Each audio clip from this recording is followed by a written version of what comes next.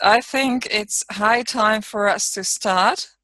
And we have another webinar devoted to music, and I was pleasantly surprised once again to find how many Mind Mirror friends are into music. So truly, sound is another vibration, another frequency. And here we welcome in Deborah Sewitch. You already know Deborah from our other webinars and her great comments, and of course her great webinar on sleep.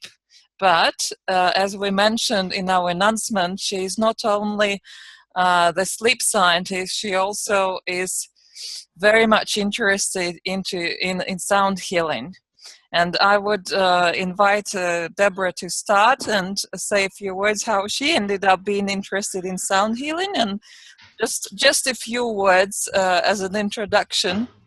What did you study, with whom you studied? Because I realized that you had great teachers, and you're very, very well prepared. It looks like whatever you're interested in, you go straight and deep into it.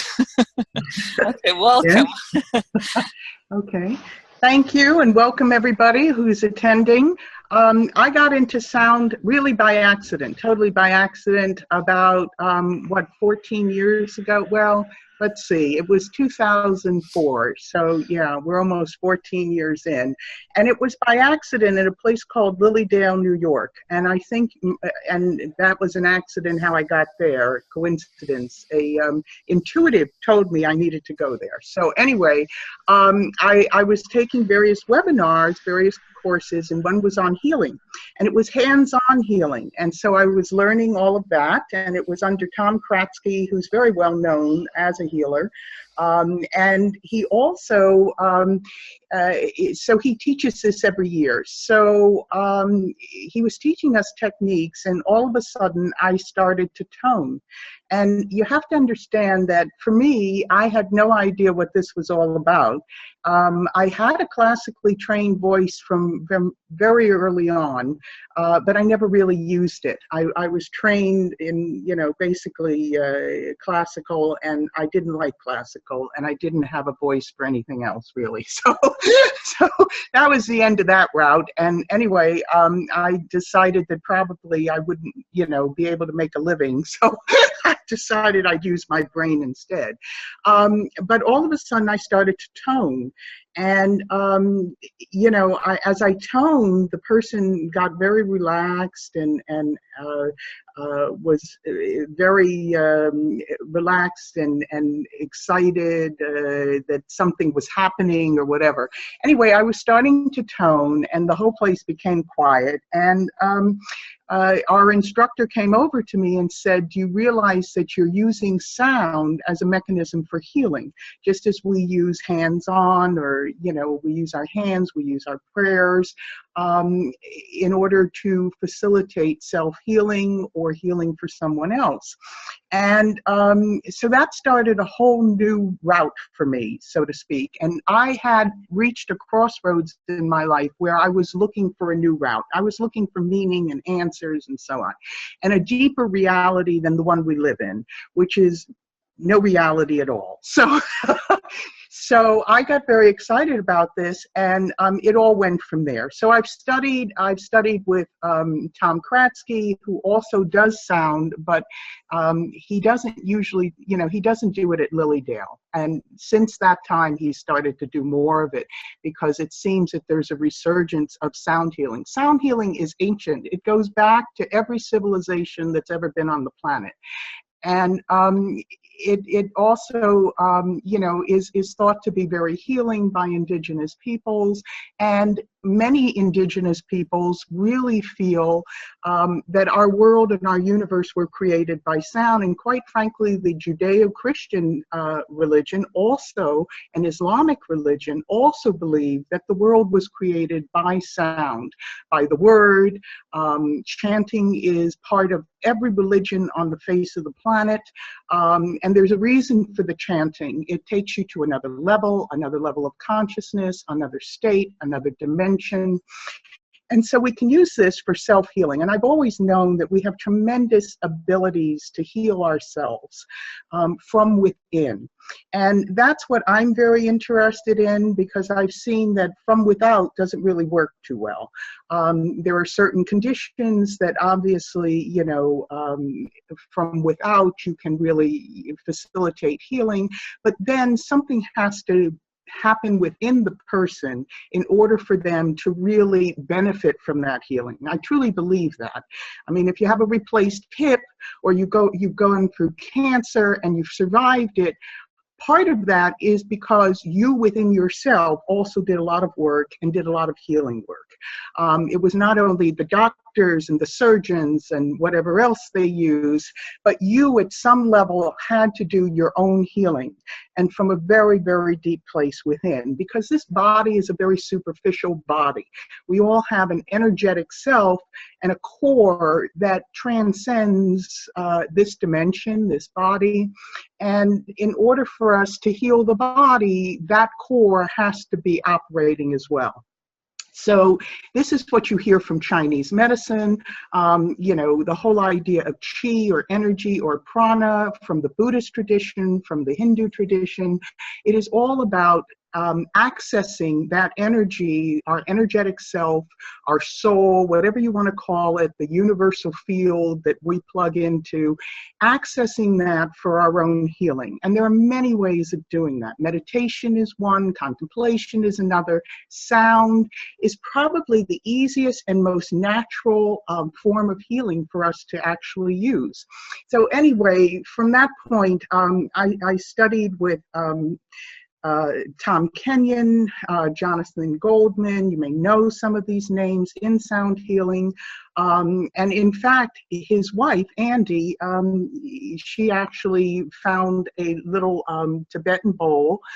She actually finds these bowls for people that sound like dolphins. And I'll actually play that. I had that sitting here, and I will play that later on. There it is. I just took a look where that is, because I have a lot of things set up for demonstration as well. So it started 14 years ago and has just kind of grown organically since then. And that's what I want to share with you today, because the human voice is probably the most complex of all instruments that exists on the face of the planet, and everything that we've developed actually develops from the human voice. So you all have the power to use that. And I'm sure that anecdotally, everybody here has experienced how music affects you. Different types of music you will love. Other types of music you will despise. You can't stand it. You have to get away from it. And just to, you know, the physics of sound travels easiest through liquid. And we're 80%. You know, water, made up of water, and even our planet is covered some 75% by water. So the planet itself, which is like a giant magnet, is also an amazing conductor of sound. So that's just something to keep in mind. And I like to start this, any kind of talk about sound with, you know, talking about Edgar Cayce, who is probably the father of homeopathic medicine in the United States, and also was the sleeping prophet. And he predicted years ago that sound would be the medicine of the future. And I think that's finally coming into its own. It had a real renaissance during the 70s and 80s, and then kind of got lost and had another renaissance in the 90s. And now it's coming again. So I think we might finally be there, because we see that, particularly if you look at medicine right now, you know, ultrasonic waves are being used in all sorts of ways, not only to visualize what's going on inside a person, but also to heal. It's also being used now to heal, you know, the body, to speed it up, to accelerate healing is probably the best way to put it. And they use it, you know, after surgery. It's good for blood flow, increasing blood flow. A lot of people who are athletes in sports and have had injuries will have ultrasonic treatment to accelerate the healing.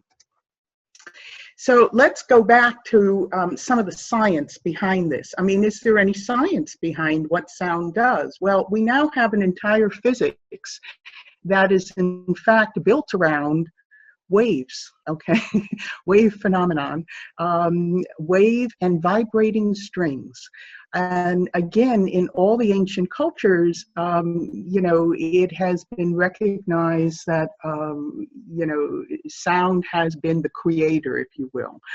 There is a primordial sound that gives birth to the universe. This is certainly true in the Hindu religion. This is true in Australian Aborigines who believe, you know, the didgeridoo, actually some sound that is very similar to the didgeridoo actually brought the universe into being. For Hindus and Buddhists, it's the sound of Om, the bija seed sound of Om that brought the whole universe into being.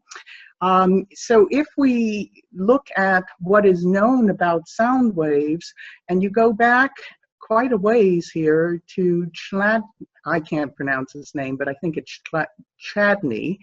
Ernst Chladni, who was German physicist and a musician. He basically is considered the father of acoustics, and he invented a technique to show how sound actually reorganizes matter. That sound waves can actually organize and actually destroy matter. So he was following Robert Hooke, who also observed what they call these nodal patterns of vibration. So you take a plate, some sort of a metal plate, and you can use sand, you can use water, you can use oil, and you apply a vibration to it, a tone, and you see that when the tone actually vibrates the plate, you will get waves that, you know, waves that form in opposite directions, and places where there's no vibration at all. So Robert Hooke was the first to take a violin bow, use a bow, as a tone generator or a vibrator to a plate. And he used simple flour on the plate to show that you got these very unique patterns that gave form to that flour. So let's look at what some of this looks like. This was the method he used. It is still a method that's used today. You can take any kind of a bow. You can set up a, if you have a speaker, you can take the speaker and you set the plate above the speaker, and you administer a tone through the speaker, or you can use this a bow and just vibrate the plate directly, and you will get these patterns. So I'm going to show you some of that. Now the person in modern day, modern times, who's really given a voice to all of this in our century, or I should say the last century, has been Hans Jenny. And Hans Jenny, J is actually pronounced as Y, he's Swiss. Hans Jenny, who is now, of course, deceased, you can see that, and he actually died in the early 70s. He was a physician, interestingly enough, but he was a world traveler. He was very interested in philosophy. He came from a very educated family, and he studied medicine to have a profession, but he was also a natural scientist. He loved doing experiments and playing with things. And he also was the student of Rudolf Steiner. Now, a lot of our modern New Age philosophy, how we feel about other dimensions, spirituality, really comes from the theosophical tradition, which has been around for 400 years. And Rudolf Steiner was a theosophist, but he broke away from the main group. So he developed his own, his own body of knowledge, if you will, anthroposophy.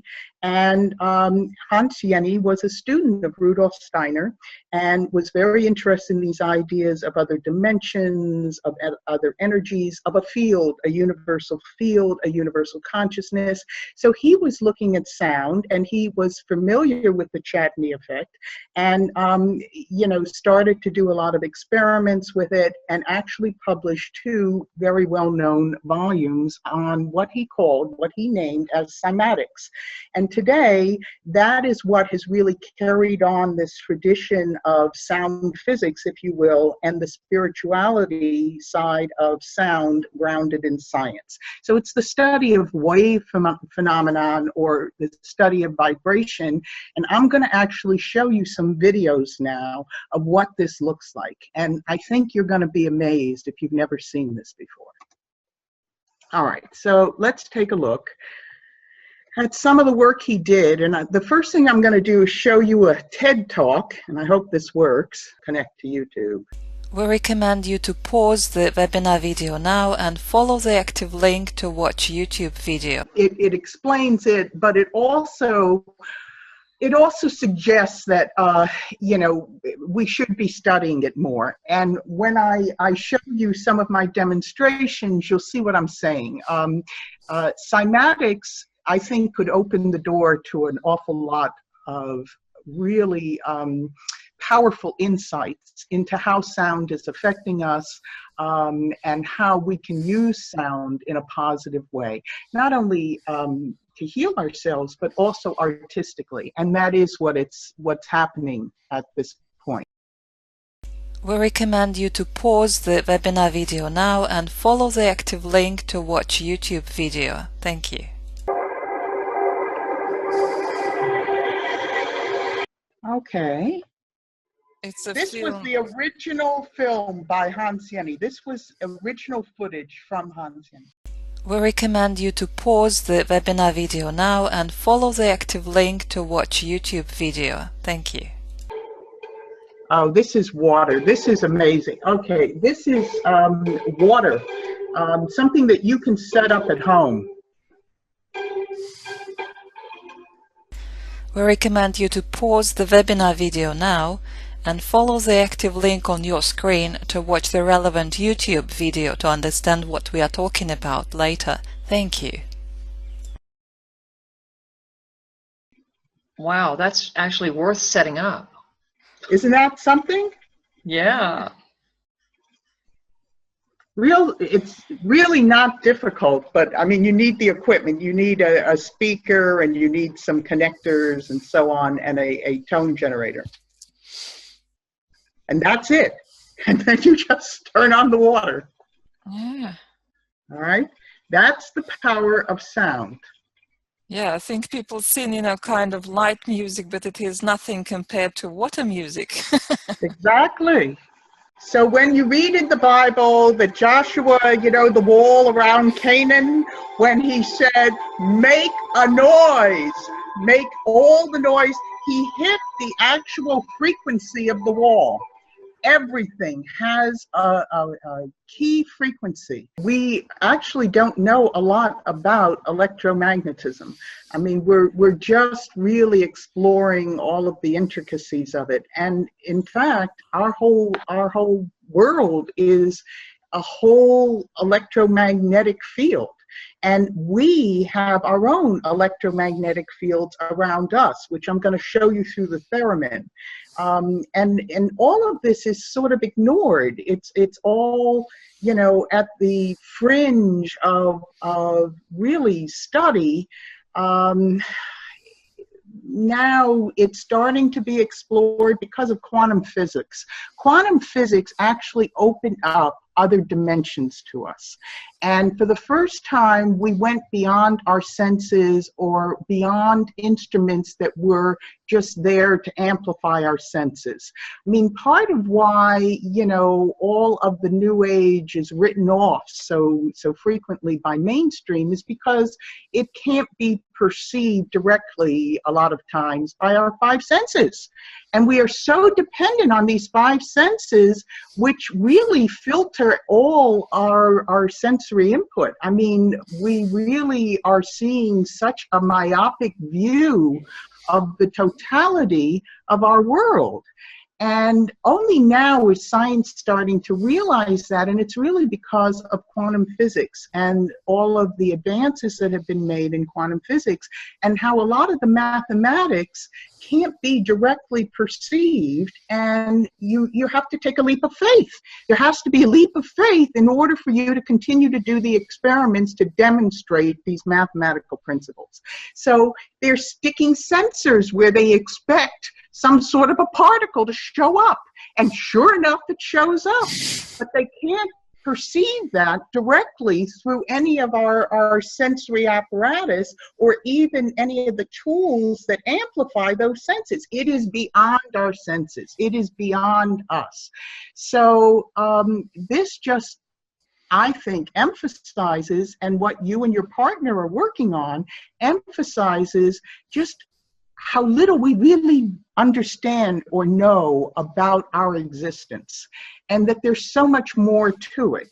And that's what gave impetus to all of the theosophists who have come through the centuries. They knew there was something more, because they had all sorts of epiphanies or dreams or visions or whatever, and they couldn't explain it by any kind of sense that was tied to this dimension.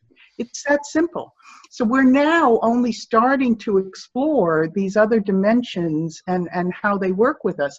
And sound, we live in an environment that is polluted by sound, as well as helped or facilitated by sound. And a lot of people just don't realize it. I mean, when I'm driving in my car, I listen to the car next to me that has something, blasting that I can hear in my car. And I'm wondering, not only are they going deaf in there, but what is that doing to all of their organs? I mean, that kind of vibration is dramatic. And we are, basically fluid. So all of that's going right in and vibrating your organs and everything else in your body. And it's vibrating at a very heavy duty, frequency. So yeah, I think that is altering their DNA, all right? I think that is altering their cells, all right, in ways that, we don't even understand yet. So yes, I think you're absolutely right. It's not only climate change, it's everything. It's the whole electromagnetic field being bombarded by everything we're creating, all right? The good as well as the bad.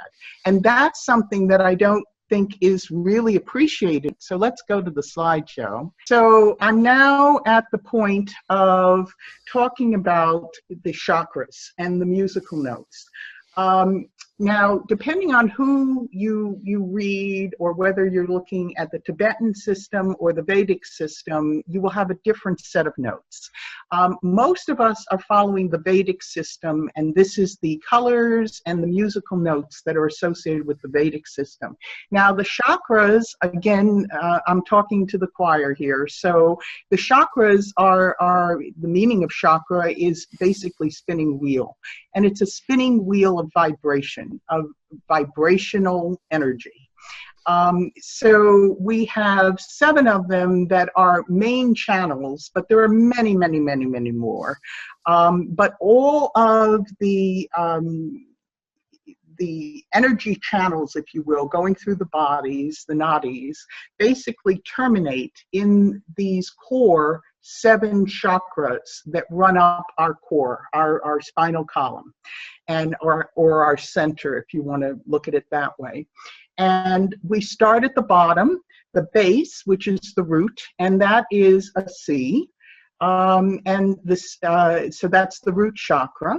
And then D for the sacral chakra, E for the solar plexus, F for the heart chakra, G for the throat chakra, A for what we call the third eye, and B for the crown. So if we take a look at how the frequencies are matched up to the chakras and various seed bijas, which are the sacred tones or the sacred sounds, as well as elements and energy associated with the various core chakras. The root is C. It's 256 hertz. The vowel is A. The seed bija, the bija sound would be lam. Earth is the element. Thunder, grounding. So I've gone through each one, and this is basically according to Jonathan Goldman's schema. And his is probably the most widely followed in the West, even though there are slightly different versions of this. But, okay, so the second, the sacral, would be D, 288 hertz. U, Vam, water, ocean, life. Solar plexus is power or the self. It's also the ego. It's an E, 320 hertz. O, ram, fire, roaring flames, and power, our seat of power. And if this rings, you know, if this resonates, it's because basically our world is still stuck at the solar plexus. That's where we are. We're still at power. We'd like to be at heart, but we're not there yet. We've got a ways to go. So heart, F, 341.3 hertz, ah, yam, air, wind, love. And that's where we'd like to be now. And throat, G, 384 hertz, I, ham, ether, cricket, the sound of a cricket, and communication. I will say this, we are moving in the direction of heart. And if you've ever gone out into nature and really tried to listen to the wind or the air, you're really centered in your heart chakra. And I know for myself, I love the spring when those winds come through, and it's just such a breath of fresh air. So now throat, G, 384 hertz, I, ham, ether, cricket, communication. Third eye is A, 426.7 hertz, A, sham, and it's all the elements, and it's bells. And I think that the association of sound with various religions, you have a lot of bells that are ringing in churches, and of course in the Eastern religion, bells are always used, and insight. So the seventh is the crown, it's B, and it's 480 hertz, and E is associated, the vowel, Om, which we all are very familiar with, and it also is all elements, including ether, Om, and transcendence.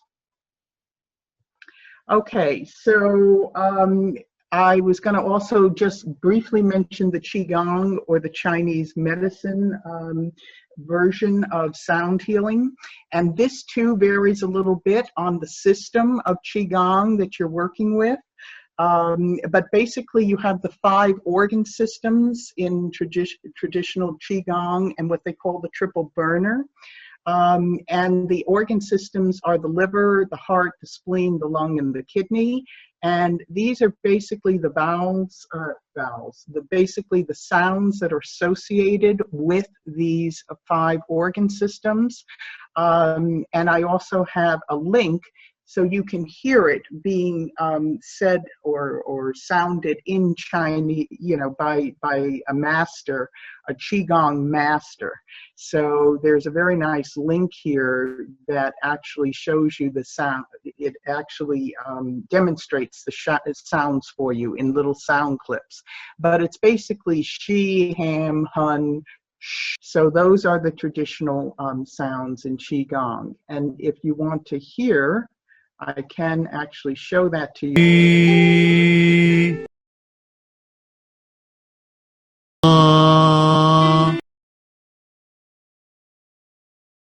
Hu, Si, Chui, I'm going to start with the theremin, and this one I will show you. It is a TED Talk. We recommend you to pause the webinar video now and follow the active link on your screen to watch the relevant YouTube video to understand what we are talking about later. Thank you. This is a Moog theremin. So let me tell you what Leon did. Leon Theremin, back in the early 20s, he was actually Russian, and he came to the U.S. For a brief time, but he was also a spy.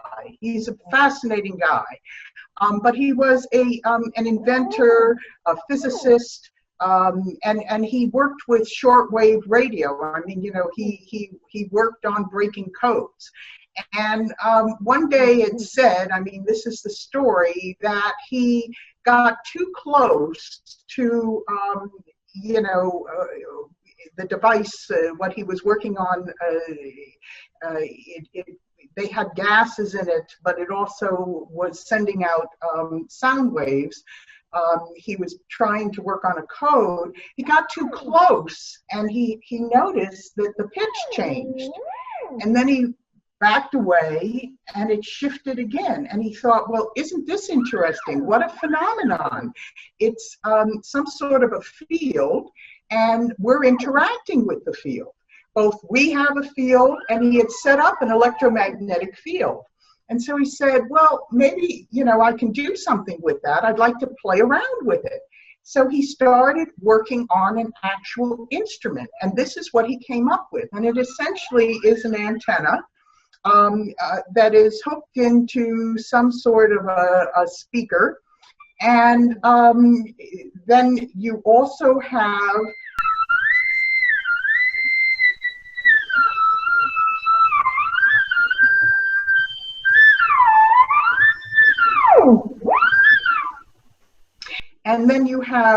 another end to it, which cuts, you know, increases the sound.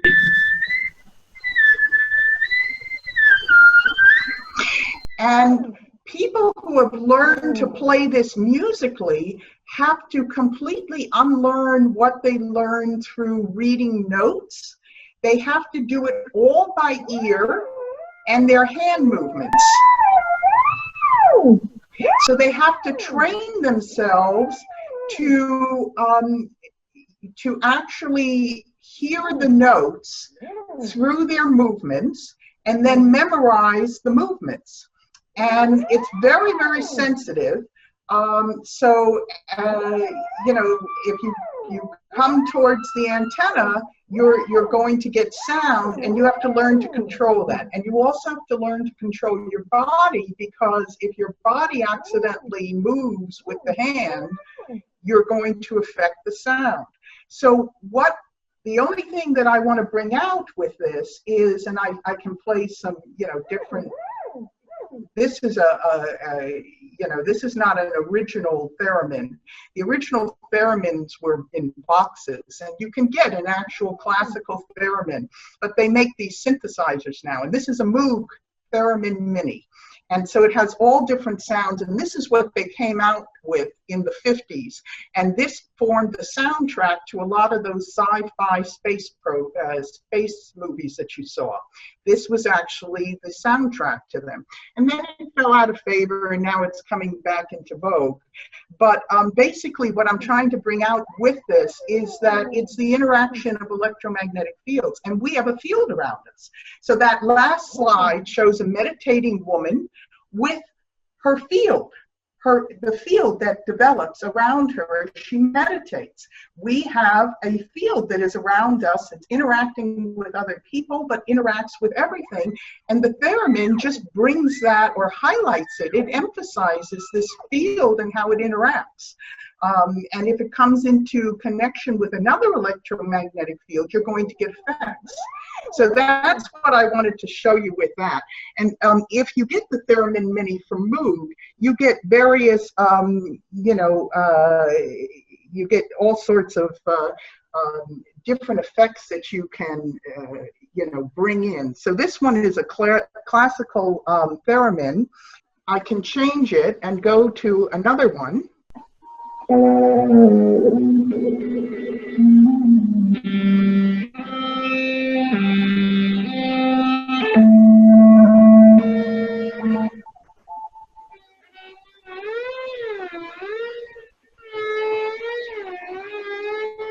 And you can set it for different keys.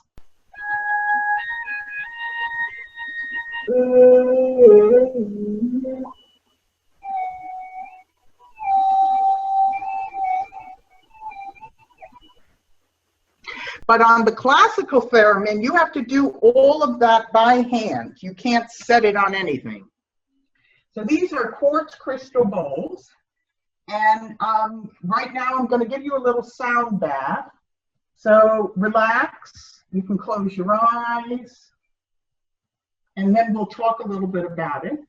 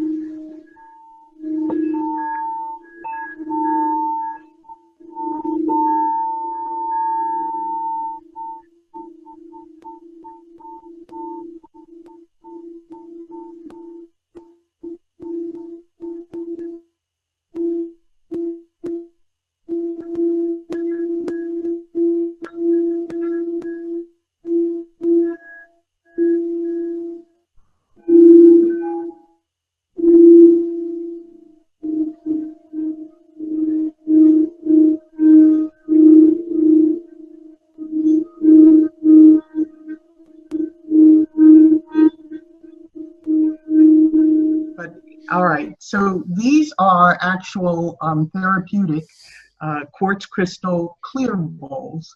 I also have the frosted bowls, but when you are using this to help someone or to conduct a healing session, you will tend to want to use these clear crystal bowls. Quartz crystal has pure notes.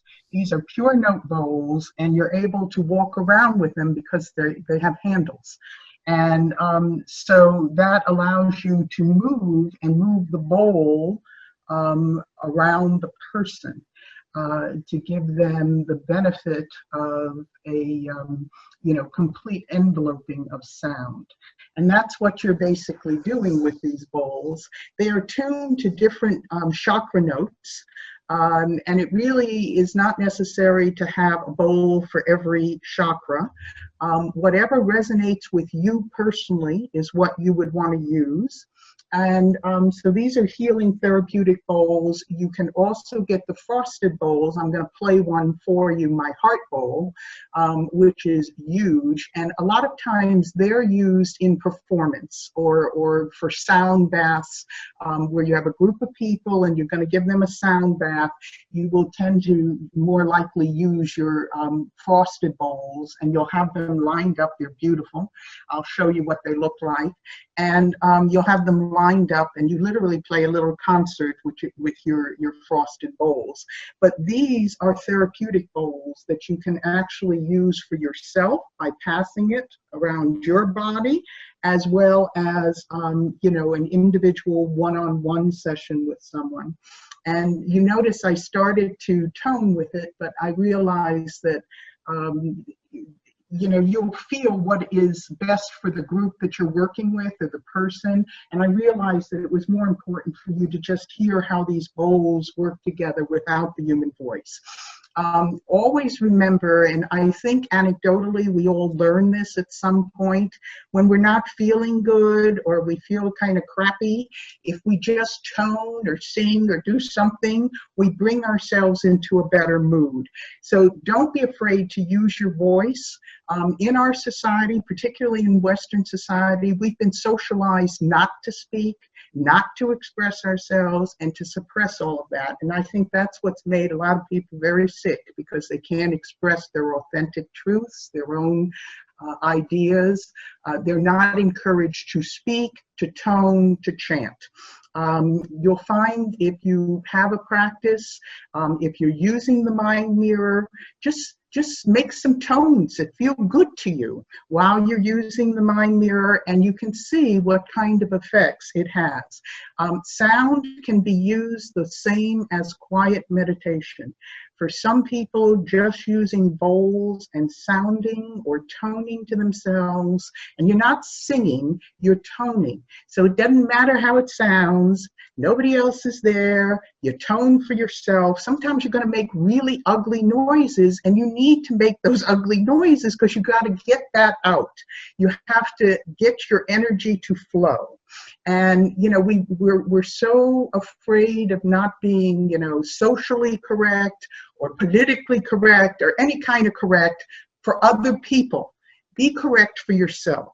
And so one way to kind of counterbalance what society has repressed in each of us is to actually use your voice to express or tone to yourself. And when you tone, you're not singing, so you're not saying words. That's why we tend to use vowels. Vowels in all cultures are sacred. In fact, in Judaism, the Torah, which has, all the Hebrew and it only has consonants. There are no vowels. Rabbis and cantors have to actually memorize the entire Torah because there are no vowels. You don't write vowels down because they can be erased. They're sacred. They're like energetic beings. Same thing in Sanskrit, the bija seed sounds. These are sacred sounds, and they are entities or energies in and of themselves, so you don't write them down. So tone on vowels. Vowels are very easy to tone on. And we can try that before the end of this session. We'll do a couple of those, but that can be very meditative, as well as mantras. You know, any kind of the mantras. If you have a special mantra that you enjoy, that you like, usually you want to keep it short, even if it's only Om or Lam or Ram or whatever. You can really keep it very short and just allow yourself to express it in any way that you feel is appropriate and helpful to you at that point in time. But the bowls make it very easy. And the bowl I tend to really use is an E-bowl. And it is the solar plexus, yes, but you'll see that it sings for me.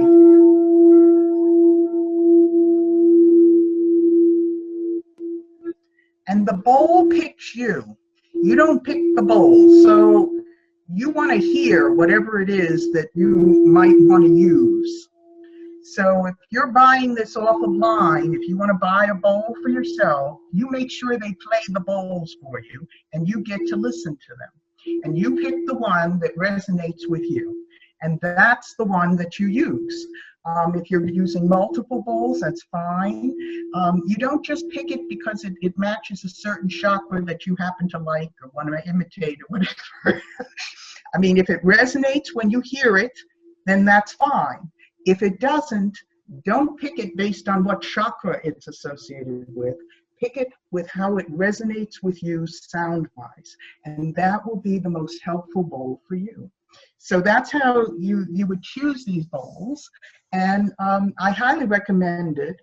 Even if you just buy it for yourself, buy one for yourself. And I have no skin in this game. I'm not getting any revenues from any bowl company, but I found that it can be very helpful, and it also gives you a feeling of mastery over yourself and gets you in touch with your inner self. So I'll take questions. I'll first show you some of the frosted crystal bowls that you may have seen displayed in various places, because they make beautiful decorative objects to even have in your home. Yes. Right. All right, now I'm going to play it.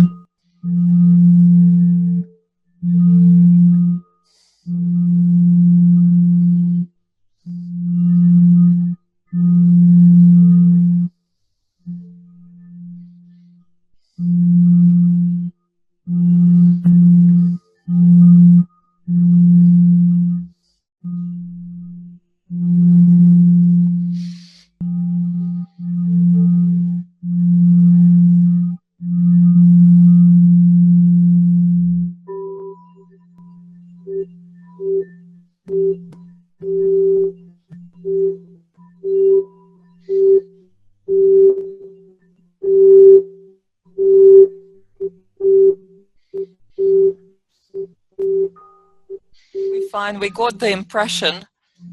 I can only say, if people ever have a chance to go to place where they do play these crystal bowls, because I personally visited one of these sound baths when I was in Bali, and I can tell you they played similar, like this frosty, or how you call them, this big bowls that you were playing last.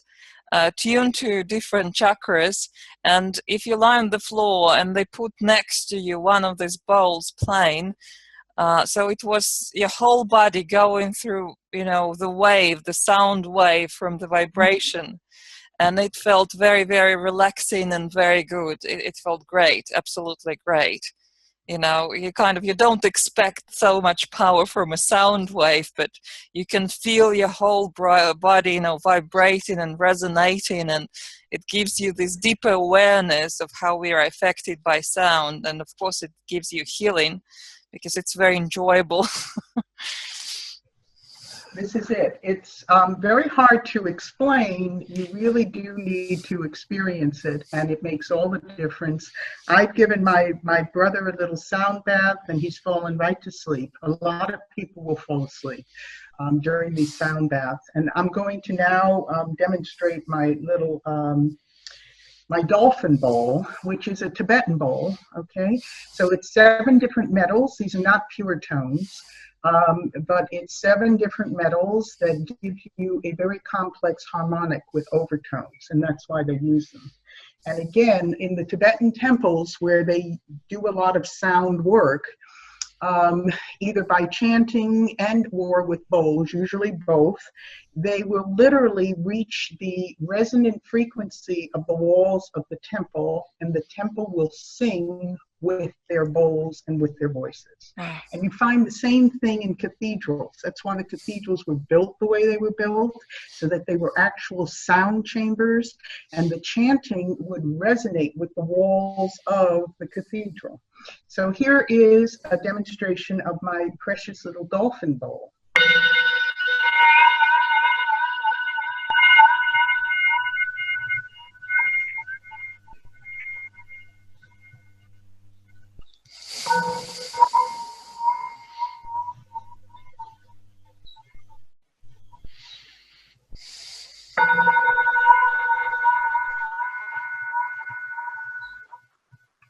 So if we combine that with one of the crystal bowls, I'll try.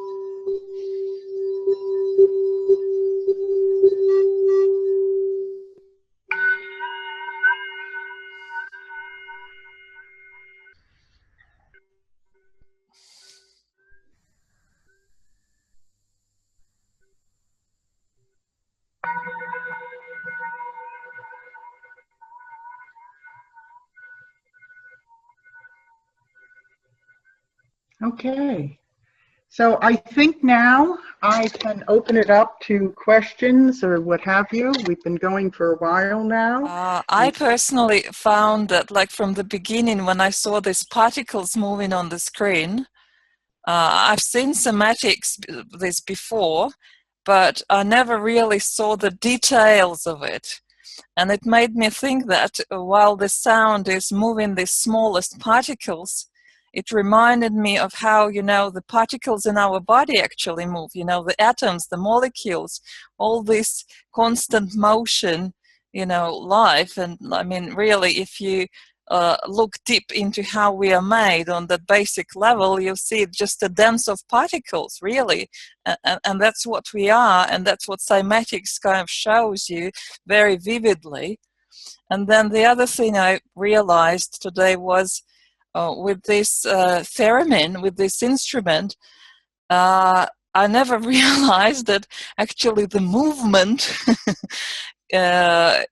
is also, you know, creating the wave and creating this interaction and relationship of you know, how we relate to each other. That's why, you know, I think dancing can be another therapy, and there are lots of, you know, this integrative dance or healing dance, or call it any way you like. It's so liberating, and at the same time it teaches people, because I attended one of these classes in Russia, and it teaches people to interact with each other through movement, through dance, which I know that, I mean, again, many people in Western society, we're quite rigid, and we are not, you know, fully tuned to express ourselves and feel our bodies and interact on that deep level of awareness.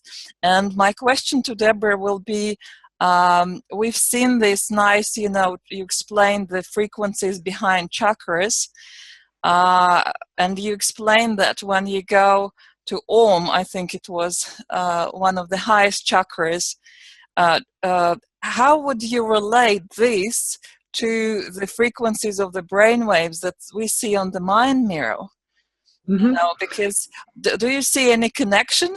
And the second question will be, do you think if we sing Om, because it kind of embraces all the frequencies, is it likely we are going to open awakened mind or maybe evolved mind pattern?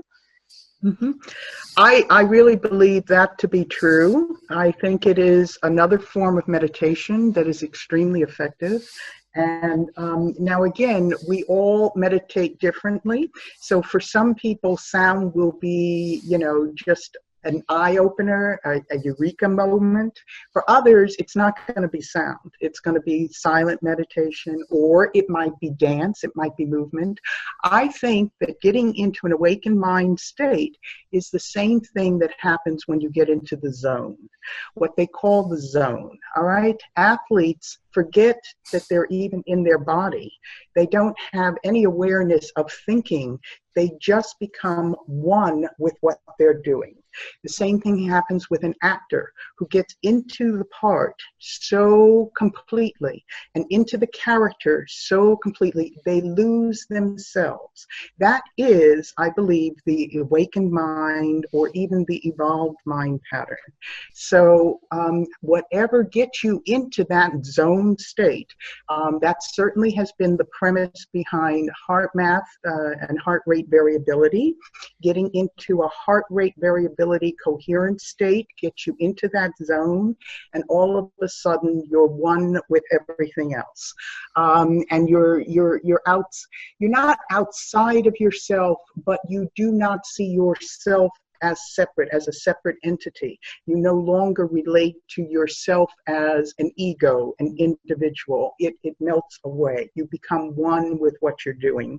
And I do believe that that is synonymous with an awakened mind pattern.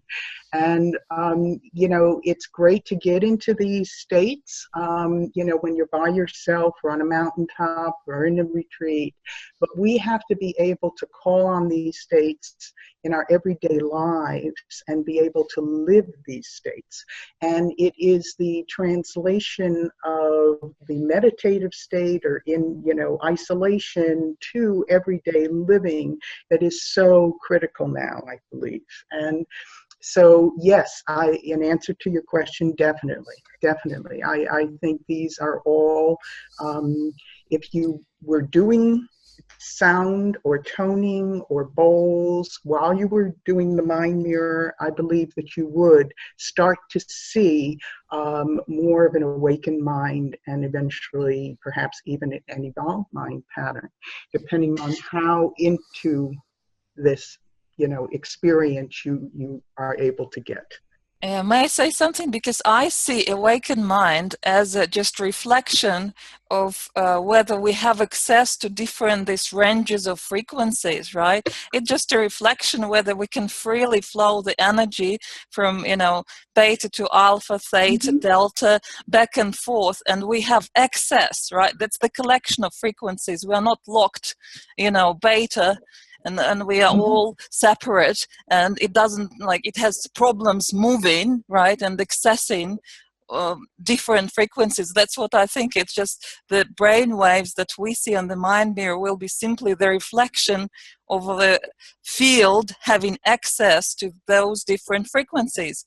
And to be in zone that you say, I see it as, yes, just having the energy flowing freely and having access open to you.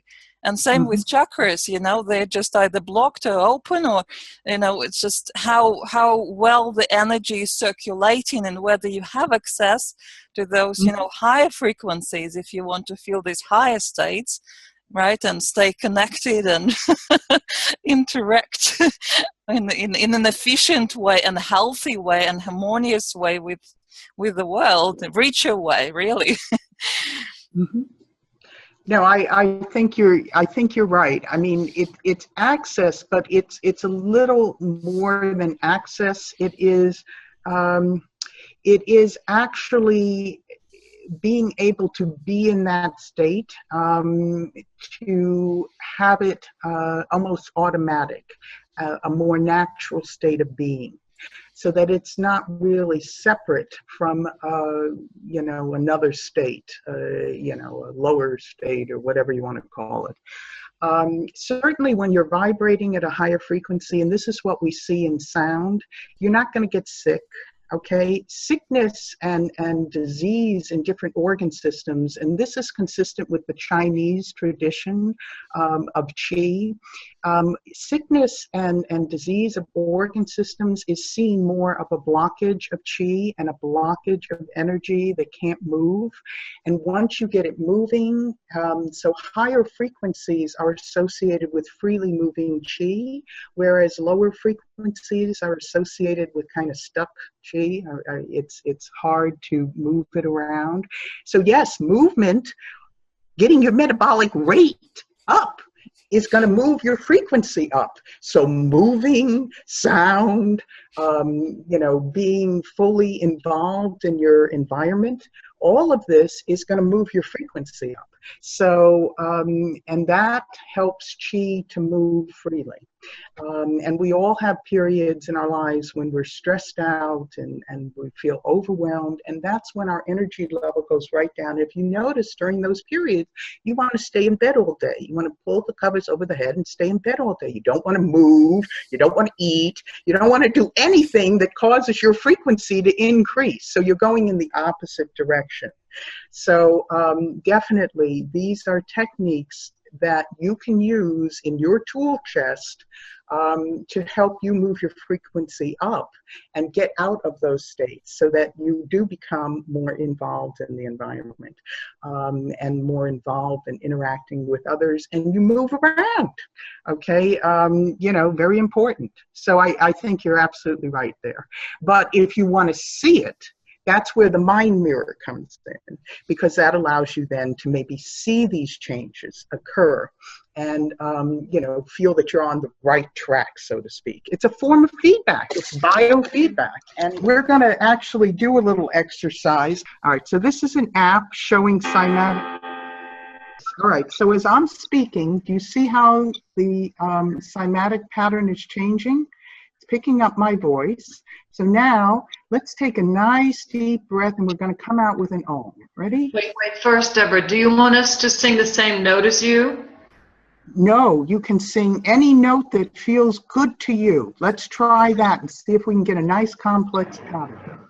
So any note that is good to you, because I'll be very low. I'll tend to be low, and if you're a soprano, you're going to want to be higher. So please, any note that feels good, and you know, that's fine. So let's take a nice deep breath and come out with Om on the out breath. Nice deep breath in.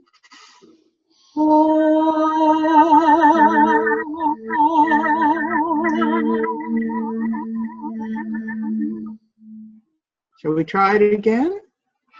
Let's see if we have it. Is there another one, another sound that people would feel better with? Shall we can try some vowels.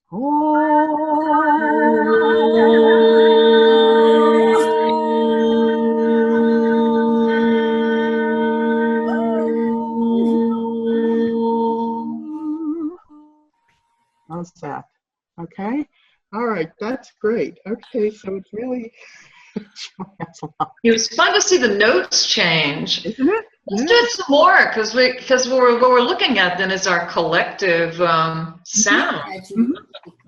Yep, it's picking it up. Now we can do some vowels. Generally, you would do a cycle of I, E, A, O, U. How's that? So it's I, E, A, O, U. So let's try that on one breath and see what happens and how you feel.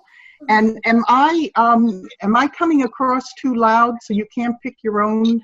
Yeah, all right. So let me try to mute, go back. Okay, ready? Big in breath.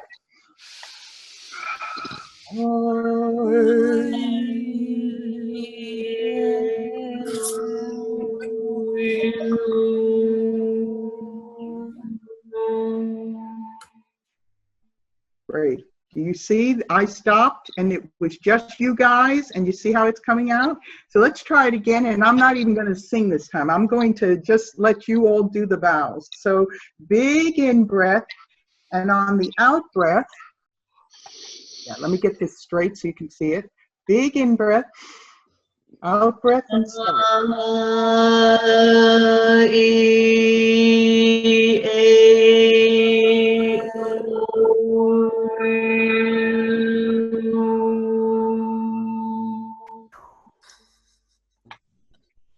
Wow. Okay, so we'll stop that. Okay. Judith, maybe we should do this as, you know, a little bit of tuning to each other and team building before each webinar. We'll see the IEO, and then everyone will resonate instantly with each other. It's very easy to do. Oh yeah, and that's what you find. I mean, we actually entrain each other. Remember, we were talking about this with the mind mirror and the heart, and I was saying, when Judith, you showed us two going simultaneously, I said they're entraining each other. These two know each other. So we do that naturally, and we don't realize it. You wonder how Trump got elected? Okay, found the resonant frequency, and he entrained everybody to him. And he was very good at it, okay?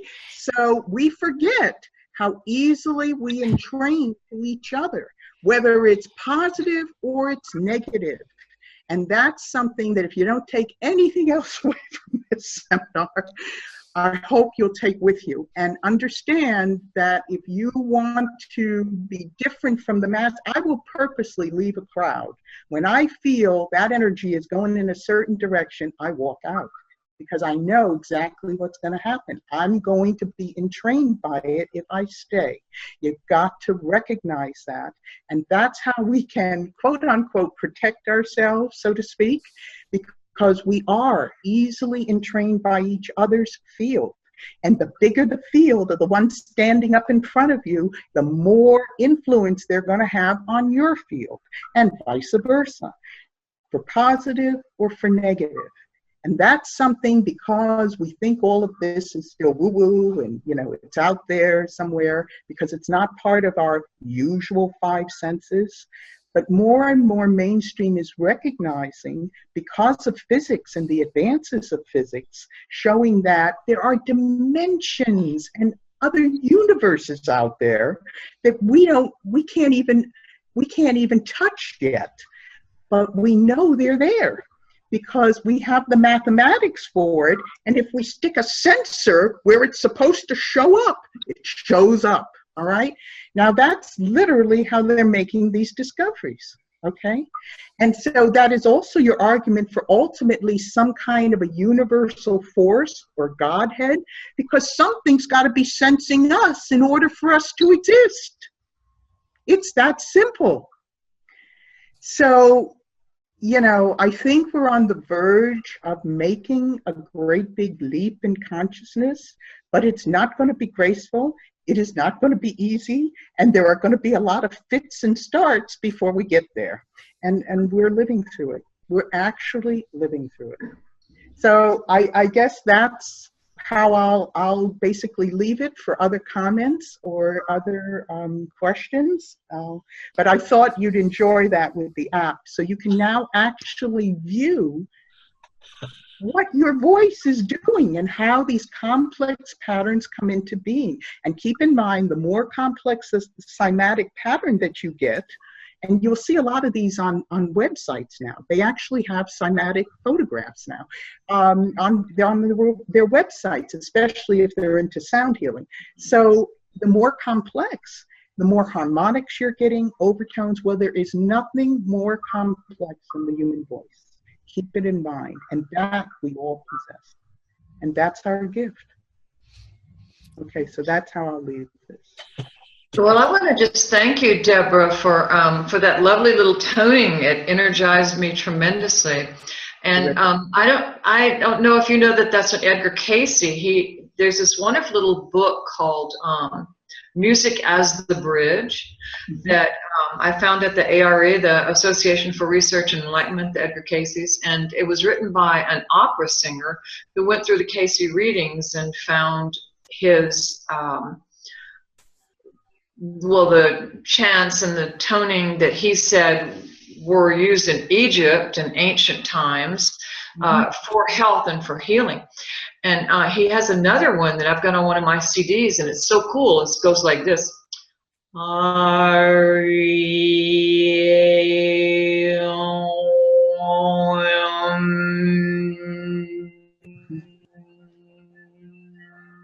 you can hear you hear the overtones. There are these overtones, and just by closing your mouth on that M, then the sound starts to bounce around inside the head, and it's really wonderfully healing.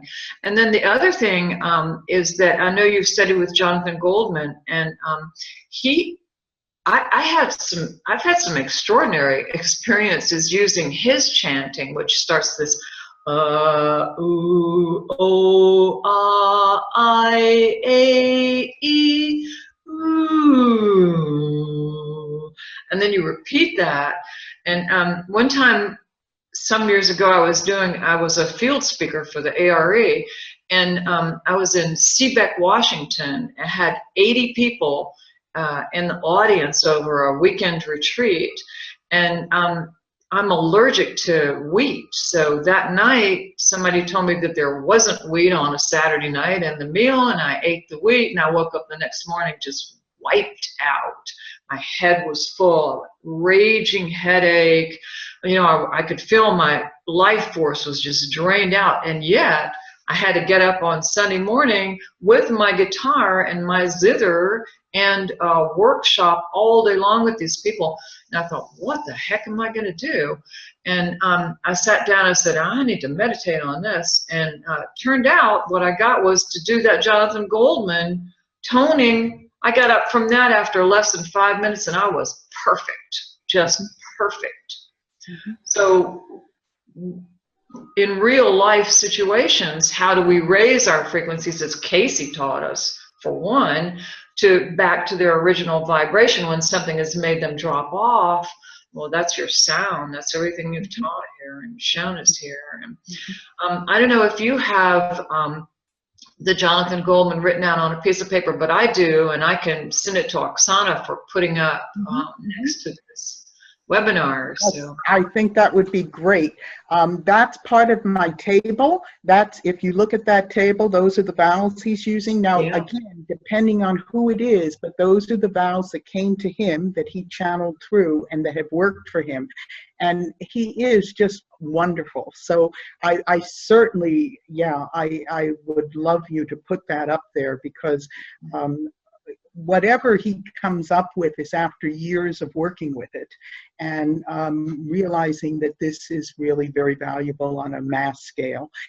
And, you know, he also has the names of God, you know, he has that CD. So these are other sounds that he works with. But yes, definitely.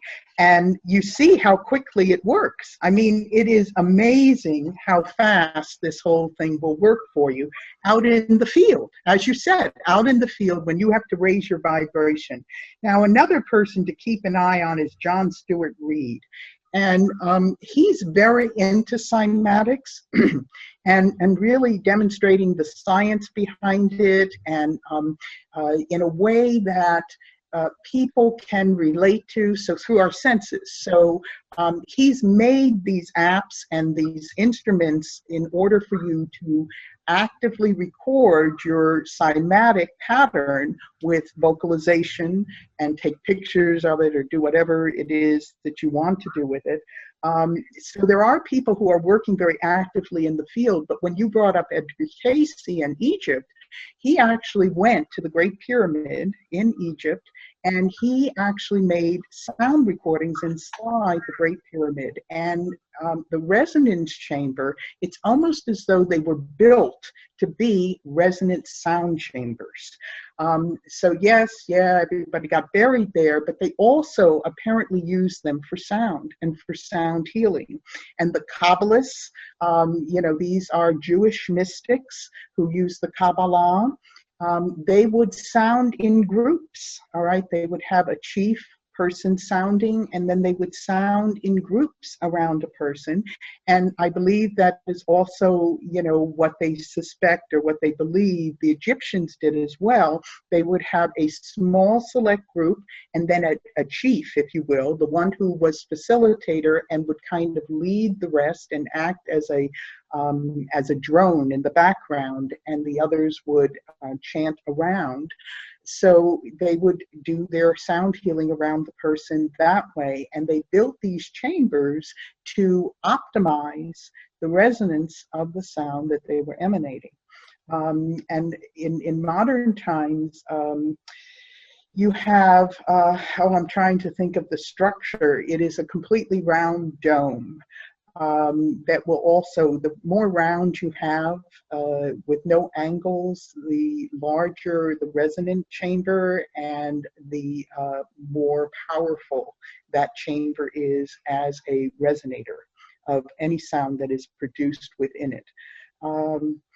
So, and I'm trying to think of the name, and right now I can't, but you've seen these. It was an inventor in the last century. All of this happened in the last century. That's something to keep in mind. We're now working 40, 50 years after, and Sammy has now joined us, but 40, 50 years, I know Sammy, 40, 50 years afterwards, we're resurrecting a lot of this older material that never really got off the ground, but now seems to be blossoming again. Hey, Deborah, can I ask you another question? You said early on that people are using some kind of ultrasonic healing. I don't know a thing about this. What's happening with, who's doing that and what are they doing? Okay, they're actually, you know, it's a big debate whether it's working or not, whether it works in mainstream medicine, but a lot of clinics are actually using ultrasound waves to help muscles heal faster and ligaments heal faster. It apparently is an accelerator, and the reason is that it does increase blood flow and circulation. So by increasing blood flow and circulation, at least that is the hypothesized mechanism for now. That'll change probably, but by increasing the blood flow and the circulation around the injured muscle or ligaments, you facilitate the healing. So they are using ultrasound, which they apply directly, and of course they've been using low frequency electrical current. Those are the TENS units that you're familiar with and that you can buy. And a lot of people have, you know, thought that they had very good success with it. Again, mainstream medicine is on the fence about this. Some really who are more homeopathic or naturopathic do feel that it definitely accelerates the healing. And but as far as large-scale, randomized, controlled clinical trials, no. And it seems to be more of an individualized effect. Some people respond very well to it, others don't. And unfortunately, when you have large randomized clinical trials done at different places and you combine the data, a lot of times you'll wash out your effects. One clinic has great effects and the other one doesn't. Well, when you combine all that data, you end up with a cancellation effect, or you end up with no effect at all, or a very small effect size. So that's what kind of happens unless it's a very large effect that is very easily reproduced, and you can really standardize the methodology across all the sites. So I would not, you know, just because you don't have the large clinical trial across multiple sites, I don't think that is any reason to knock off the therapy, because there are a number of clinics that have had very good success with it. And the patients swear by it. And you'll see the athletes, all of your Olympic athletes, they will use these techniques. If they have an injury, they will definitely have ultrasonic, ultrasonic therapy applied to the injury, especially if they have a big meet coming up. I wonder if John Farron, if you've heard about this or seen it. Yes, I mean, there's any number of things. I think the electromagnetic stuff for bone healing has been studied and so forth, and I think there's probably the most provocative evidence currently with treatment modalities is tied to genetic markers. So the kind of thing Deborah's talking about with studies, it's clearly you have things that work, but then you do a big study and you wash it out. Well, the question is what works with which people, and are genetic markers able to do that? I wanted to throw in one thing real quickly, is that my Reiki and breathwork teacher 30-some years ago taught us to hum. And so in the ER, I used to have people hum into their chest, for example, with chest pain. And one of the things that I wanted to mention that came up when Deborah was talking earlier that I thought might be fun, Judith, is that one of the other things you can do is you can do silent humming into different parts of your body.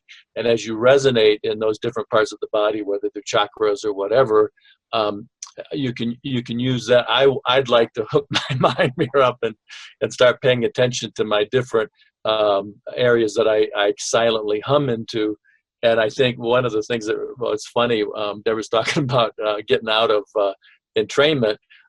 You can silently hum back, or even if you're in a crowd that's noisy, you can hum into parts of your stuff and hold your own field.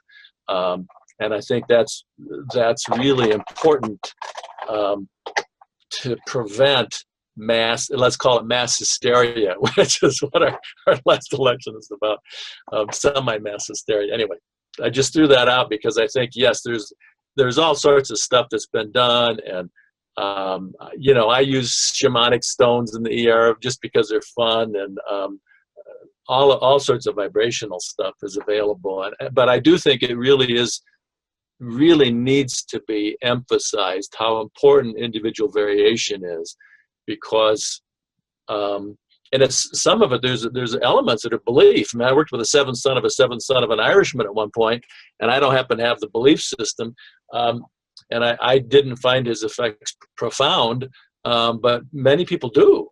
And so, and then other things work for me that my own practices, including Qigong, I think are incredibly powerful, and many people don't get any benefit. So I think, trying different stuff, and that was really fun, Deborah. I liked all the different stuff you did. Can anybody? I just want to throw something in that is a little bit different.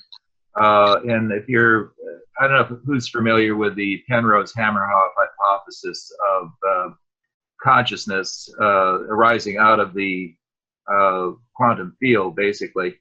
But Hamerhoff is a anesthesiologist, but he has a theory of neurophysiology that, anyway, he's talking about the energy requirements or the energy vibrations within the cells. And when we look at the EEG, we're looking at about 10 to the 1 hertz. Okay, so, and the sound frequencies you're talking about here, about 10 to the 2 hertz. Now, inside the cell are microtubules. And their theory is that there's sort of this step down from the quantum field through the microtubules to, our level, which we might call the gross energetic level of 10 to the first. But the first level, the microtubules, the bundles of the microtubules, vibrate at 10 to the 3 hertz. And if you start looking at the microtubule itself, they vibrate at 10 to the 6. And the microtubule is made up of what's called tubulin. And the tubulin itself vibrates at about 10 to the 9. And the tubulin forms rings, they call pi rings. And those pi rings vibrate at 10 to the 12. And it's right at that level that there's a quantum field effect at that level of the microtubulin, that, going back to another theory of what's called hollow flux movement between the intrinsic and extrinsic energetic fields. That right at that point, that there is a continuation, let's say how can I say it, a creation of awareness at that point, at that vibrational level within the cell. So at 10 to the 12th, and probably faster, awareness arises and then is stepped down through the tubulin to the neurons and finally into the energetic field of the brain itself.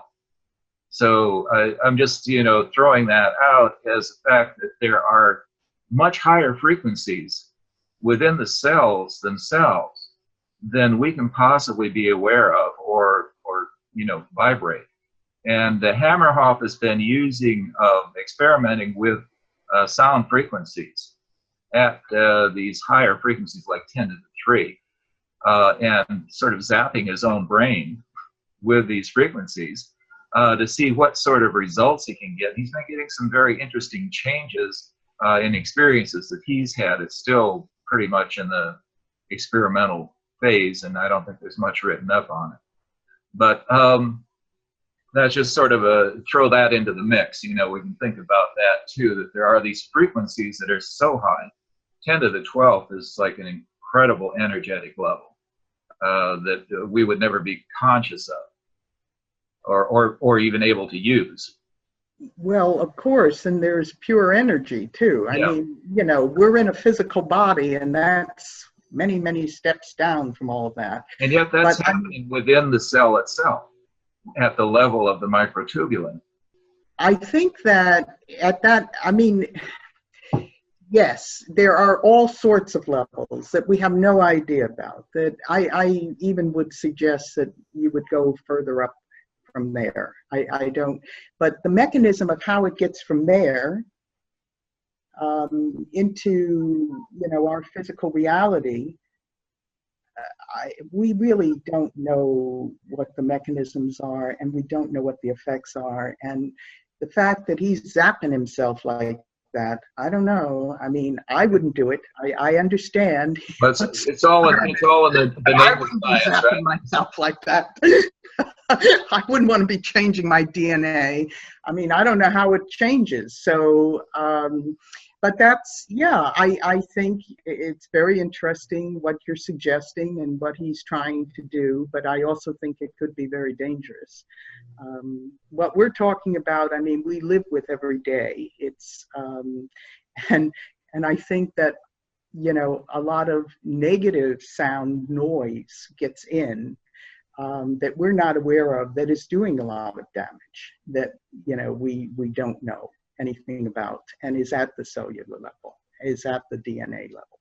So, that's my personal opinion. I know for myself, the only music I've been listening to lately has been, the spa music, okay, bowls and so on and so forth, because there's just too much noise pollution in our environment right now.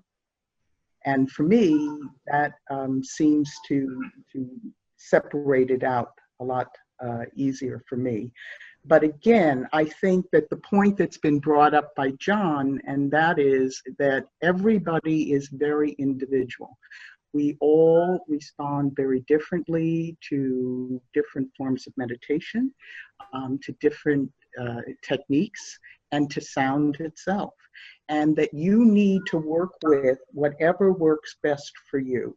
But keep in mind that we are very entrainable to one another, and that you do want to maintain some individuality of your own field and keep it separate from sort of the masses, especially in this period when there's going to be a lot of flux and a lot of... I've found that for me, didgeridoos have taken me into very, profound meditation states. And I think Oxana would probably know something about didgeridoos from her world.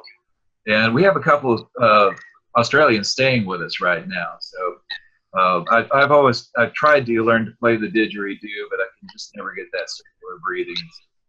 Well, I have one too, and I can't get the breathing right either, but I have had sound treatments by shamans who use the didgeridoo, and it is absolutely there it is. She's got one. It's wonderful.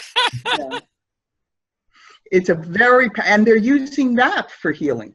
Yeah, they're actually applying that to, you know, different muscles. And I had a meditation with a didgeridoo, listening to a didgeridoo player at Esalen one year, and I went into very deep meditation, and I saw literally how the didgeridoo was being used by the Aborigines, you know, thousands of years ago, and how they would at night turn the didgeridoos and the bull roarers out in the circle that they had to warn the animals, the large animals. I mean, at the time, they probably had very large mammals in that area, and the growling and the sounds that they could make on theirs, just letting them know this was not their area, this was a protected area, and yet at the same time, when needed, turning the sound into the circle to heal and to, you know, bring the energy levels of the people up. So it was a very profound, you know, kind of experience to see that. I don't know what connection I had to the Aborigines. I've never been to Australia, but it was certainly very clear in that meditation. You should come and try it, Gary. Yes, it's fun. One of these days. Yeah. I mentioned before that, you know, when people are playing didgeridoo, and I mean, I had kind of one of these healing sessions when I described it before, when the sound coming out of didgeridoo was, or basically the end of didgeridoo was focused on my spine, right? And it was moving, and it created the same sound wave, similar to what sound wave I received from crystal bowls. It was just massaging with the sound, my whole spine, activating it, creating more movement there. And of course, you know, all the blocks, all the stress, all the tension goes away because it's a very powerful wave, right? And yes, you know, Aboriginals, they have very deep tradition of sound. And I also want to remind another thing, that there is an idea very popular here about bird tribe. Sounds very esoteric and with little science behind, but with what we learned today, I think that it has some science behind, because Australia is very rich, you know, in amount of birds that we have here. And I even know, I think even I mentioned that story before, that Aboriginals, one of Aboriginals who went to the army and ended up, you know, participating in some military actions, and he basically, when he got back home to Australia, he decided to go in the bush and listen to the birds, and that was his healing.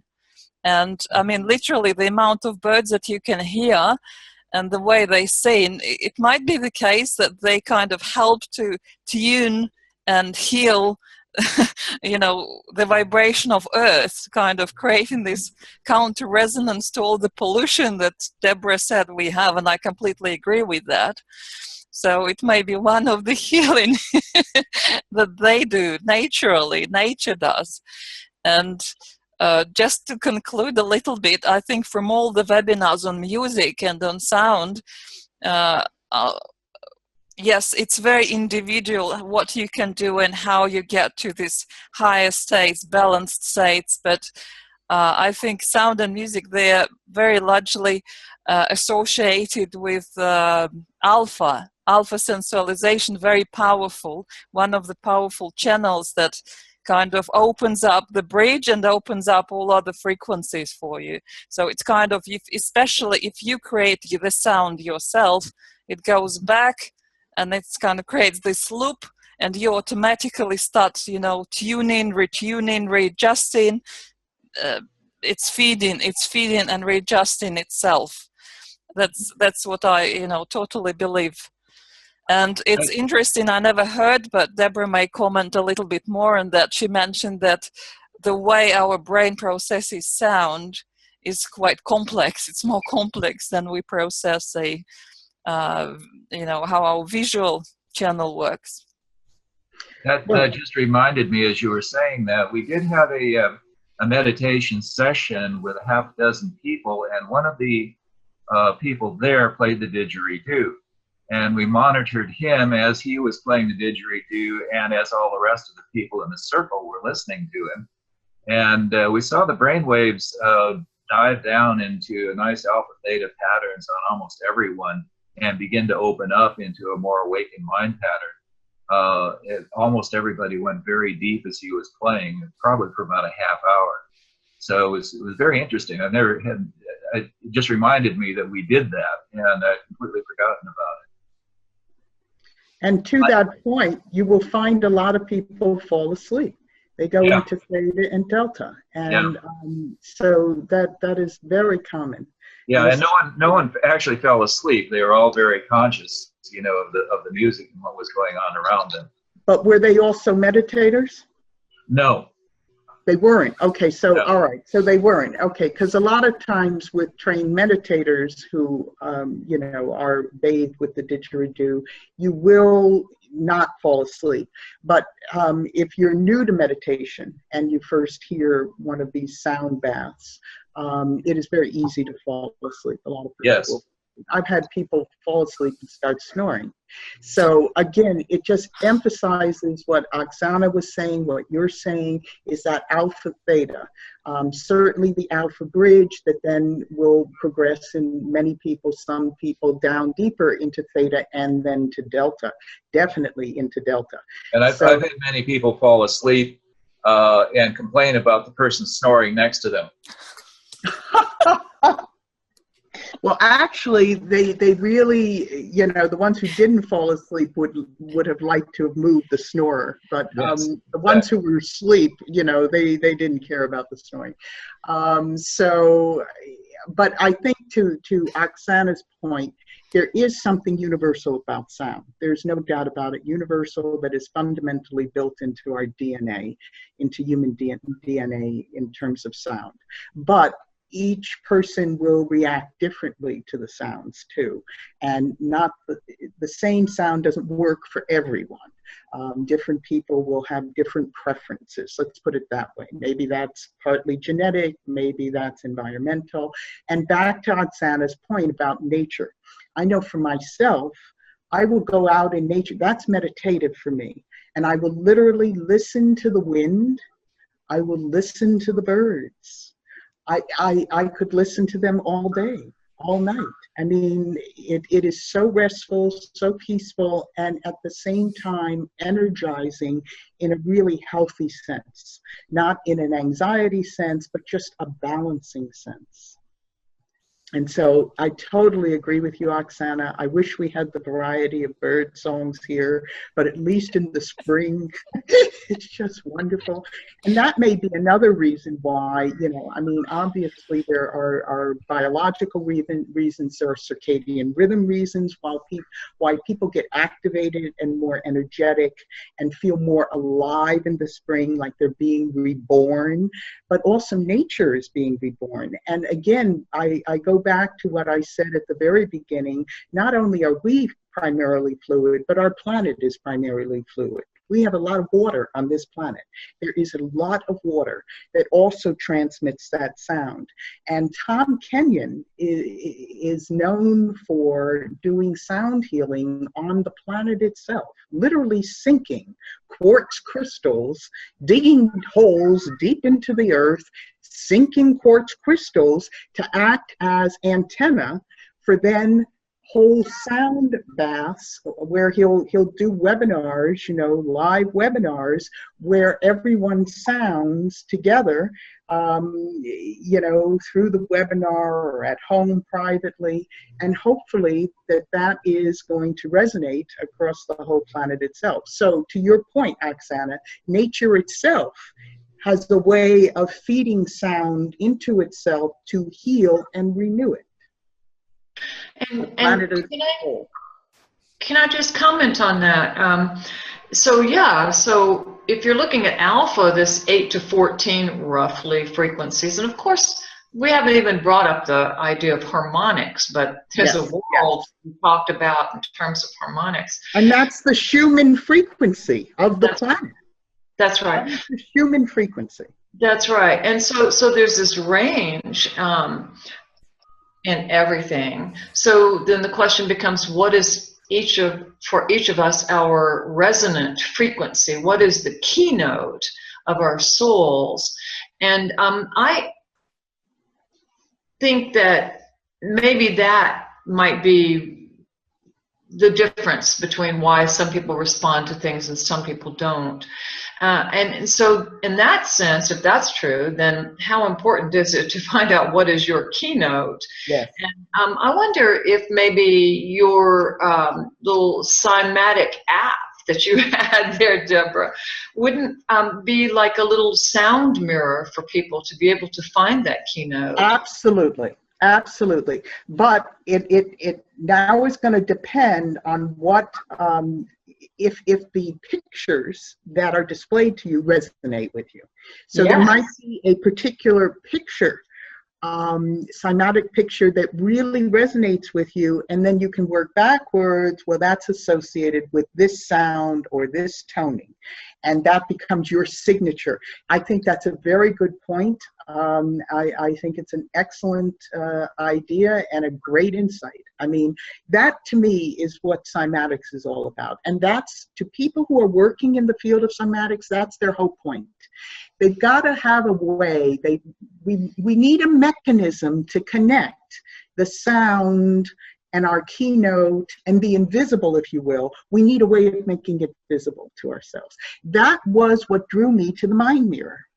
Making the brain visible, okay, to find the keynote brain patterns that work best for that individual. That's what drew me to your mind mirror, okay? It is to find a keynote, a way of a bridge to what we know and understand and can relate to, that then translates to what is universal and cosmic and invisible. Well, now, how cool would that be to hook yourself up to the mind mirror and have this cymatics app of yours and then do some toning? Now, you're going to get a little bit of artifact. Not always, but sometimes you get artifact if you're doing toning. But still, once the sound stops, the brainwave might well still go.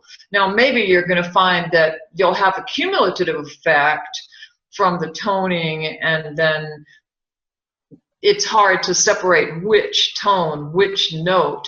But I'll just bet you that the combination of your singing the notes, feeling what's your, I mean, because, you know, we talk in a certain range, so our keynote's going to be somewhere within our own vocal range. So you're singing your keynote, you're hooked up to the mind mirror, you're looking at the visual, something's going to pop. You're going to find that keynote real fast. You might, but I think that is an excellent way of going about it, because it's a feedback loop, and we are very much wired to recognize feedback and to respond to feedback and to increase our behavior according to feedback. So I absolutely agree.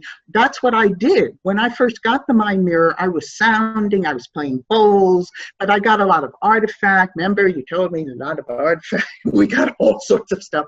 But again, to combine these modalities to, in fact, inform us. That's what this is all about, to you know, bring us the insight, the information that triggers us to become the best we can be, our greatest potential. So yes, these are all the tools. Going back to what Oxana was asking about the ears and why, you know, we haven't been paying too much attention to sound and how complex it is in terms of the brain. Binaural beats tells you just how complex it is. You send two different frequencies to each ear. Each ear gets a different frequency. It automatically takes the difference between the frequencies. So again, our brain is interpreting, our brain is filtering information, and we have to understand that interpretation process so that we can effectively manipulate the system or understand the system. And, you know, the visual system is real straightforward. You've got certain, you know, certain neurons that recognize color, that recognize, you know, dark versus light.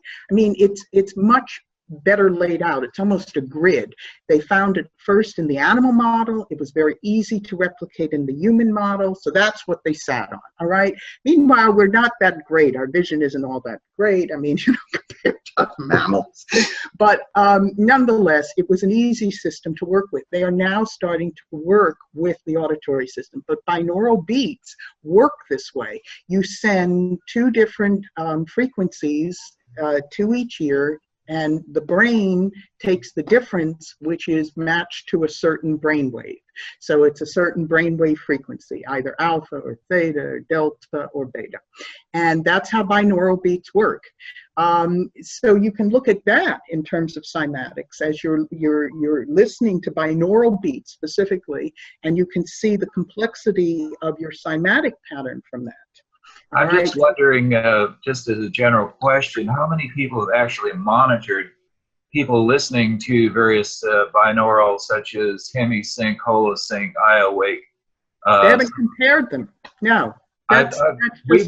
We've looked at quite a number of them, and for some people they seem to be effective, and for other people, even after using them for weeks or months, nothing is happening for them. I tried it. I did not feel it was very effective for me, and I didn't feel that. I actually did binaural with the mind mirror, and I didn't see that the frequency it was supposed to be producing was coming out. I also used my emotive. I used my insight emotive, and I wasn't getting more of one frequency versus another. So I don't know. All right, yeah, but I know what the brain is doing. It is subtracting. It is taking the difference between the two frequencies. How that works then on brain waves, well, that's another jump. Yeah, it just didn't seem to be, sometimes it did, sometimes it didn't, but, you know, in producing the brain wave that it's supposed to be. And of course, when you're looking at a single frequency range, you know, it's like alpha 7 or 8 hertz or 9 hertz or something.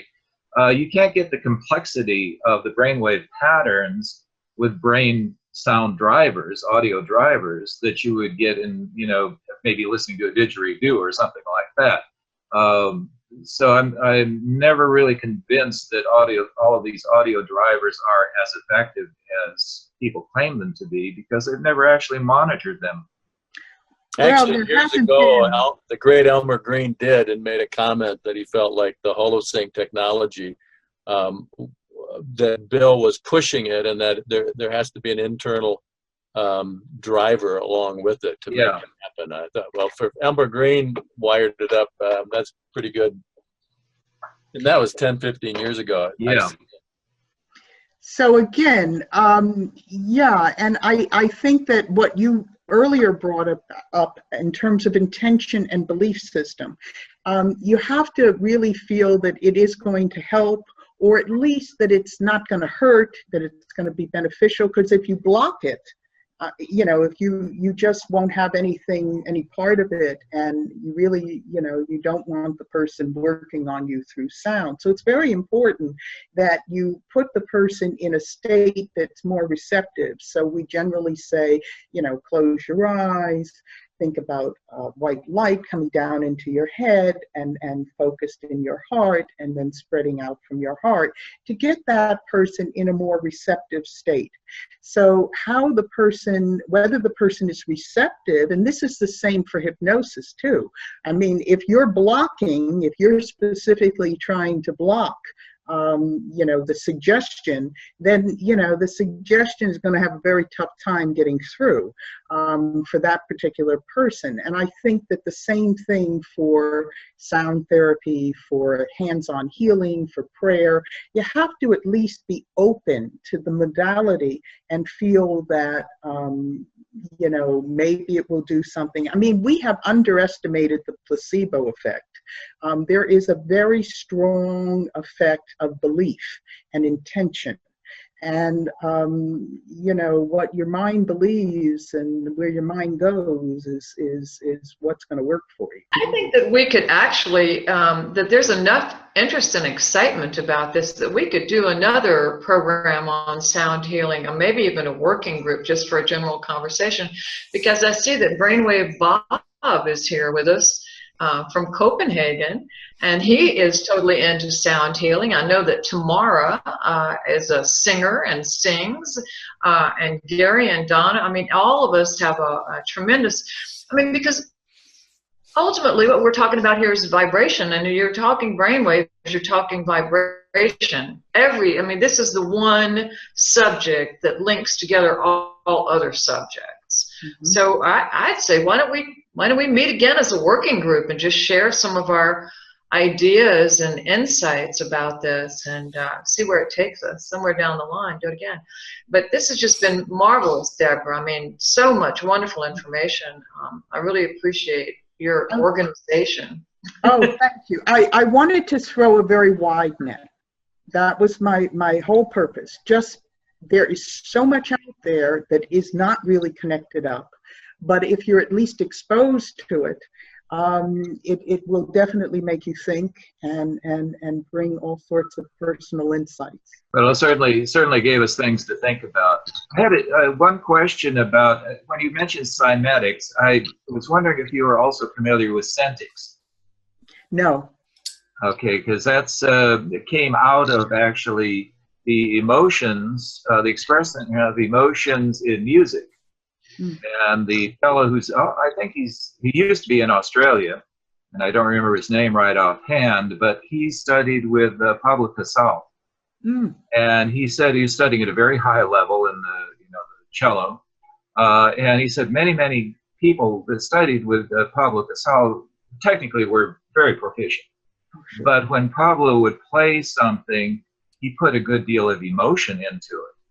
And he couldn't quite figure out how, at first, how he was able to express that emotion, playing the same keys, the same notes, the same strings as everybody else who were very proficient, but didn't have the emotional expression. Wow.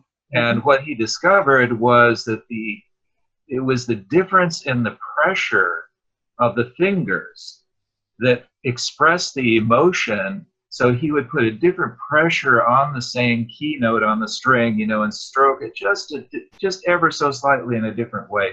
And so he developed a technique of measuring the emotional patterns by the pressure you put onto a particular pad. He developed a pad that would measure the depth and movement of, you would think of being angry or being happy or something like that.